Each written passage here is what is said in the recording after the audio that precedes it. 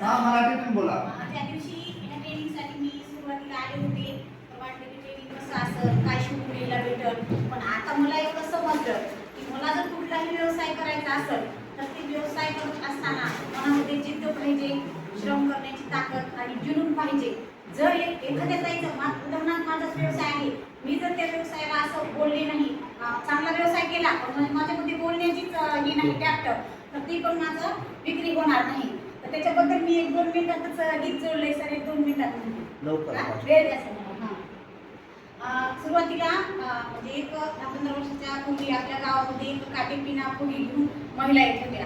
आपण त्यांना असं आपण म्हणजे इतर लोक पण कमी समजायचे त्यांना, पण त्यांच्यात एवढी अशी ताकद होती की त्यांना ती माल विकायचा होता, ती कला त्यांच्याकडे होती.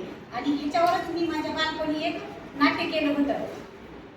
बाई सुया हे ग दाबण घे, बाई सुया हे ग दाबण घे, एरे एरे तान्या बाळा कुणी मनगटी घ्या कुणी वाळा, एरे एरे तान्या बाळा कुणी मनगटी घ्या कुणी काळा वाळा, दृष्टीचा हा एक द्रष्ट म्हणी, कुंकू घ्या कुणी काळ म्हणी, बाई सुया घे ग दाबण घे, चिकन्या डोळ्याची राधा बाई तुम्हा काजळ शोभा देई, आखूड केसाची गोदाबाई तुम्हा गंगावन शोभा देई, दृष्टीचा हा एक द्रष्ट म्हणी, कुंकू घ्या कुणी काळ म्हणी, बाई सुया घे ग दाबण घे.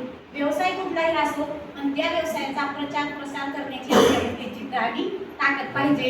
एवढं मी ह्याच्यातून शिकले.